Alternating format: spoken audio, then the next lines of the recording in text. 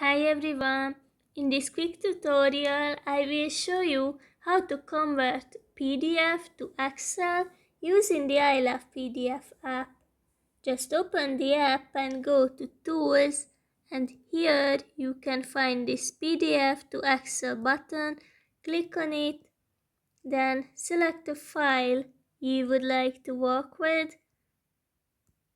Click on Next. And you can select the layout as well, like one sheet or multiple sheets.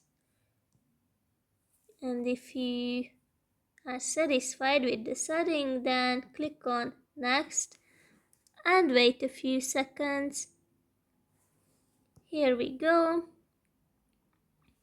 Our file has been created. That's basically it. I hope it helps.